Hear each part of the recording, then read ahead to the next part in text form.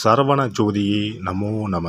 வாழ்க வையகம், வாழ்க வளமுடன். அனைத்து தமிழ் நெஞ்சங்களுக்கும் கனிவான வணக்கங்கள். நிகழும் ஸ்ரீ மங்களகரமான குரோதி ஆண்டு ஏப்ரல் மாதம் 14ஆம் தேதி ஞாயிற்றுக்கிழமை அன்று சஷ்டி திதியில் திருவாதிரை நட்சத்திரத்தில் அதிகண்டம் நாமயோகத்தில் தைதுளம் கரணத்தினில் மிதுன ராசியில் சித்தயோகம் கூடிய நன்னாளில் இந்த மகத்தான சித்திரை தமிழ் வருட புத்தாண்டு பிறக்கிறது. சித்திரை மாத கிரக நிலைகளை பார்க்கும்போது மேச ராசியில் குருவுடன் சூரிய பகவான் உள்ளார். கன்னி ராசியில் கேது பகவானும், மீன ராசியில் புதன், சுக்கிரன், ராகு பகவான் உள்ளனர். கும்ப ராசியில் சனி பகவானும் செவ்வாய் பகவானும் உள்ளனர். இந்த ஆண்டு சித்திரை மாதத்திலேயே குரு பகவான் 12 ஆண்டுகளுக்கு பிறகு ரிஷபராசிக்கு இடப்பெயர்ச்சி ஆகிறார். 30 ஆண்டுகளுக்கு பிறகு சனி பகவான் மீனராசி சென்று ராகுவுடன் இணைய போகிறார். பிறக்க போகும் குரோதி தமிழ் புத்தாண்டில் 2 கிரக உச்சத்தையும் ஒரு நீசபங்க ராஜயோக கிரகத்தையும் தன்னுடைய கோச்சாரமாக கொண்டுள்ளது. சூரியன் குரு இணைவு மிகுந்த நன்மை தரும். ஆனால் ராகு, உச்ச சுக்கிரன், புதன் சேர்க்கை கொஞ்சம் திகிலாக உள்ளது. அதேபோல் சனி செவ்வாய் சேர்க்கையும் நன்மை தருவதாக இல்லை. எனவே இந்த வருடம் நன்மை எவ்வளவு அதிகம் உள்ளதோ அதே அளவு கெடுதலும் உள்ளது. எனவே அவரவர் குடும்ப பெண்களையும் இளைஞர்களையும் குழந்தைகளையும் நீங்கள்தான் பத்திரமாக பார்த்து கொள்ள வேண்டும்.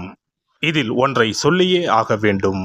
நினைப்பதை நல்ல செயலாக நினையுங்கள். ஏனெனில் கொஞ்சம் கோக்குமாக்கு யோசனை எட்டி பார்க்கும். வேறென்ன, ஒரு துணையை செட்டப் பண்ணலாமா என்று ரொம்ப நாளாக மனதில் ஓடிக்கொண்டே இருக்கும். இந்த மாதிரி விளங்காத யோசனைகள் எல்லாம் வேண்டாம். செல்வம் செல்வாக்கு பெருக, நல்ல நட்பு கிடைக்க, முயற்சிகளில் முன்னேற்றம், வாழ்வின் அபிவிருத்தி என இவை சார்ந்து சிந்தனை செய்யுங்கள். இந்த வருடம் அத்தனையும் நடக்கும். நல்லன எல்லாம் கைகூடி வரும். சுக்கிரனை ராசி அதிபதியாக கொண்ட ரிஷபராசி அன்பர்களே, ராகு பகவான் லாபஸ்தானத்திலும் கேது பகவான் பூர்வ புண்ணிய ஸ்தானத்திலும் பயணம் செய்கின்றனர். குரு பகவான் 12ஆம் வீட்டில் இருந்து உங்கள் ராசிக்கு ஜென்ம குருவாக இடப்பெயர்ச்சி அடைய போகிறார். சனி பகவான் ஆண்டு இறுதியில் விரயஸ்தானத்திற்கு வரப்போகிறார். செய்யும் தொழிலில் முன்னேற்றம் ஏற்படும். பதவி உயர்வும் சம்பள உயர்வும் இந்த ஆண்டு கிடைக்கும்.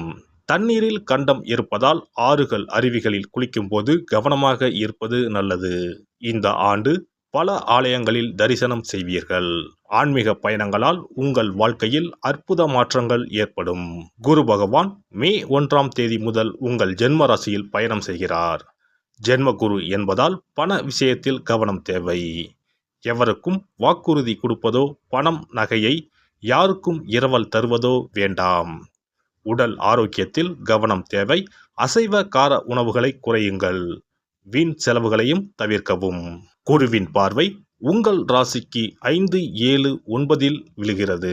குரு உங்கள் ராசிக்கு 5ஆம் வீட்டை பார்ப்பதால் திருமணமாகி நீண்ட நாட்களாக குழந்தை இல்லாதவர்களுக்கு குழந்தை பாக்கியம் கிடைக்கும். பிள்ளைகளின் பிடிவாதம் குறையும். மகளுக்கோ மகனுக்கோ நல்ல வேலை கிடைக்கும். பிள்ளைகளுக்கு சுபகாரியம் நடைபெறும். அடிக்கடி கர்ப்பச்சிதைவு ஏற்பட்ட நிலை மாறும். குழந்தைக்காக காத்திருப்பவர்களுக்கு குழந்தை பிறக்கும். பிள்ளைகளின் உயர்கல்வி நல்ல விதமாக அமையும். களத்திர ஸ்தானத்தின் மீது குரு பார்வை விழுவதால் திருமணம் கைகூடி வரும். தம்பதிக்கு இடையே நெருக்கம் அதிகரிக்கும். வீட்டில் தடைப்பட்ட திருமணம் கைகூடி வரும். அயல் நாட்டில் இருக்கும் உறவினர்கள் நண்பர்களின் உதவிகள் கிடைக்கும். அதிகார பதவியில் இருப்பவர் அறிமுகமாவார். பேசும் வார்த்தைகளில் கவனம் தேவை. உங்களின் 9ஆம் வீட்டை குரு பார்ப்பதால் வருமானம் அதிகரிக்கும். கடனில் ஒரு பகுதியை அடைப்பீர்கள். தந்தை வழி சொத்துக்கள் வந்து சேரும். பயணங்கள் சாதகமாக அமையும். பதவிகள் பட்டங்கள் கிடைக்கலாம். பெண்களுக்கு ஆடை ஆபரணம் சேரும். இளைய சகோதர வகையில் நல்லது நடக்கும். சகோதரிக்கு திருமணம் கைகூடி வரும். முக்கிய பொறுப்புகள் தேடி வரும். மனைவி வழி உறவுகளுடன் ஏற்பட்ட மனஸ்தாபங்கள் நீங்கும். கேது பகவான் 5ஆம் வீட்டில் பயணம் செய்வதால் சிலர் பழைய வாகனத்தை விற்று புதிய வாகனத்தை வாங்குவீர்கள். ஏற்றுமதி இறக்குமதி வியாபாரம் நன்றாக நடைபெறும். பெற்றோர்களுக்கு உடல்நலக் குறைவு ஏற்படும். மருத்துவ செலவுகள் அதிகரிக்கும். தொழில் வியாபாரத்தில் முன் யோசனை தேவை. மற்றவர்களின் பேச்சை கேட்டு புதிய துறையில் முதலீடு செய்ய வேண்டாம். உத்தியோகத்தில் வேலைப்பளு அதிகரிக்கும். அரசு வேலை பதவி உயர்வுக்காக தேர்வு எழுதி வெற்றி பெறுவீர்கள். வெளிநாடு செல்லும் வாய்ப்பு தேடி வரும். மாணவர்கள் பாடத்தில் கவனம் செலுத்தவும். அதிக அக்கறையோடு படித்தால் மட்டுமே வெற்றி கனியை ருசிக்க முடியும். சிலருக்கு கல்வியில் தடை ஏற்படும். குரோதி புத்தாண்டில் ரிஷபராசிக்காரர்கள் திருச்செந்தூர் முருகனை தரிசனம் செய்வது நல்லது. சஷ்டி கிருத்திகை நட்சத்திர நாட்களில் பாலாபிஷேகம் செய்து வழிபட பாதிப்புகள் குறையும், சங்கடங்களையும் சவால்களையும் எதிர்கொண்டு சாதிப்பீர்கள். குரோதி ஆண்டு ரிஷபராசிக்காரர்களுக்கு சாதனைகள் நிறைந்த ஆண்டாக அமையப் போகிறது. சிறப்பு பரிகாரம். செவ்வாய் தோஷம் நீங்க செய்ய வேண்டிய பரிகாரங்கள் என்னென்ன, வழிபட வேண்டிய தெய்வம் யார் என்பதனை பற்றி காண்போம். நவ கிரகங்களில் சூரியனுக்கு அடுத்தபடியாக செயல் ஆற்றல் உள்ள கிரகம் செவ்வாய். ஆளுமை திறன், ஆற்றல், வீரம், அதிகாரம் செய்தல், வளைந்து கொடுக்காத தன்மை, தர்மம், நீதி, நேர்மை, நியாயம் போன்ற அம்சங்கள் கொண்ட கிரகம் செவ்வாய். செவ்வாய் பலமாக இருந்து நல்ல ஆதிபத்தியம் பெற்று அவரது தசை நடக்குமானால் சகோதர சகோதரிகள் மூலம் பெரும் அனுகூலம் ஏற்படும். பெரிய பதவிகளில் உள்ளவர்கள், தொழில் அதிபர்களின் தொடர்பு கிடைத்து அதன் மூலம் முன்னேற்றம் உண்டாகும். பலமற்ற ஆதிபத்தியம் பெற்று தசை நடக்குமானால் கீழே விழுவதும் அடிபடவும் நேரிடும்.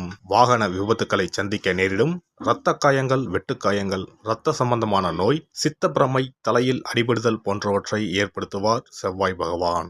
வீண் வழக்குகள், சண்டை சச்சரவுகள், மறைமுக நேர்முக எதிரிகள், பொருள் களவு போகுதல், செய்தொழில் வியாபாரத்தில் திடீரென்று பெருத்த நஷ்டம், அரசாங்க கெடுபிடி, பதவி இறக்கம், மறைந்து வாழும் சூழ்நிலை என்று பலவகை இன்னல்களை உருவாக்குவார். செவ்வாய் முதலான தோஷங்கள் அனைத்தும் நீங்க அவரின் அருளை முழுவதும் பெற செவ்வாய்க்குரிய அதிதேவதையான முருகனை வழிபடுவதும், கோதுமை ரொட்டி, வெள்ளை எள் கலந்த இனிப்பு பலகாரங்கள், துவரை போன்றவற்றை ஏழைகளுக்கு தானம் கொடுப்பதும் நல்லது. செவ்வாய் கிழமைகளில் விரதம் இருந்து செவ்வாய் பகவானுக்கு விளக்கேற்றுவது, சஷ்டி விரதம், கிருத்திகை விரதம் மேற்கொள்வது, தினமும் கந்த சஷ்டி கவசம் படிப்பது நல்லது. மேலும் செவ்வாய்க்குரிய கல்லான பவளக்கல்லை மோதிரத்தில் பதித்து அணிவது, சிவப்பு நிற ஆடையை அணிந்து கொள்வது, செப்பு பாத்திரங்களை உபயோகிப்பது போன்றவற்றால் செவ்வாயால் உண்டாகக்கூடிய தோஷங்கள் குறையும். செவ்வாய் பகவானுக்கு செய்யும் பரிகாரங்கள் அனைத்தும் முருகனுக்கு உகந்தது என்பதால் முருகனின் திருவருளும் கிட்டும். திருமண வாழ்க்கையில் செவ்வாய் பகவானுக்கு முக்கிய பங்கு உண்டு. திருமணத்துக்கு வரன் பார்க்கும்போது பிள்ளைக்கோ அல்லது பெண்ணுக்கோ செவ்வாய் தோஷம் இருக்கிறதா என்றுதான் முதலில் கேட்பார்கள். அந்த அளவுக்கு செவ்வாய் தோஷம் மிகவும் முக்கியமானதாக பார்க்கப்படுகிறது. ஒருவரின் ஜனன ஜாதகத்தில் லக்னம், சந்திரன், சுக்கிரன் ஆகியோருக்கும் செவ்வாய் இருக்கும் இடத்திற்கும் உள்ள தொடர்பை கொண்டுதான் செவ்வாய் தோஷம் ஒருவரின் ஜாதகத்தில் எந்த அளவுக்கு வலிமையாக இருக்கிறது என்பதை கணிக்க முடியும். செவ்வாய் தோஷம் இருக்கிறது என்றால் நம்பிக்கையோடு மிக எளிய பரிகாரங்களை செய்வதன் மூலம் தோஷ நிவர்த்தி பெறலாம். செவ்வாய் தோஷம் என்பது திருமண தடையை ஏற்படுத்துவது மட்டுமல்லாமல் மேலும் பல இடையூறுகளையும் ஏற்படுத்தும். எனவே செவ்வாய் பகவானை செவ்வாய் தோறும் செவ்வாய் ஹோரையில் வழிபடுவதும், செவ்வாய்க்குரிய கடவுளான முருகப்பெருமானை 9 நெய் தீபம் ஏற்றி வழிபடுவதும் செவ்வாய் தோஷத்தினால் ஏற்படக்கூடிய அசுப பலன்களின் தாக்கத்தை பெரிதும் குறைக்கும் என்பது ஐதீகம். செவ்வாய் தோஷம் ஒருவருக்கு இருந்து ஒருவருக்கு இல்லை என்றால் திருமணம் செய்யக்கூடாது என்பது சாஸ்திரம். இருவருக்கும் இந்த தோஷம் இருந்தால் திருமணம் செய்து வைக்கலாம் என்று சிலர் சொல்வார்கள். ஆனால் பொதுவாக தோஷம் ஒருவருக்கு இருந்தாலும் சரி அல்லது இருவருக்குமே இருந்தாலும் சரி, தக்க ஜோதிடர்களை ஆலோசித்து முறைப்படி பரிகாரங்கள் செய்வதுதான் சரி. செவ்வாய் தோஷத்தால் திருமண தடை உள்ளவர்கள் வைத்தீஸ்வரன் கோவிலுக்கு வந்து அரச மரத்தடி விநாயகர் ஆதி வைத்தியநாதரை வழிபட்டு ஆலமரத்தை சுற்றி வர வேண்டும். வைத்தியநாத சுவாமி, தையல்நாயகி அம்மன், செவ்வாய்க்கு அதிதேவதையான முருகப்பெருமானை வழிபட வேண்டும். சன்னதியில் உள்ள செவ்வாய் பகவானுக்கு சிகப்பு வஸ்திரம் சாத்தி அபிஷேகம் செய்து பரிகாரம் செய்ய தடைகள் நீங்கும். இந்த வீடியோ பதிவு உங்களுக்கு பிடித்திருந்தால் லைக் பண்ணுங்க, கமெண்ட் பண்ணுங்க, ஷேர் பண்ணுங்க, மறக்காம சப்ஸ்கிரைப் பண்ணுங்க, பக்கத்துல இருக்கிற பெல் பட்டனை கிளிக் பண்ணுங்க. நன்றி, வணக்கம். ஓம் நமச்சிவாய. சிவாய நம.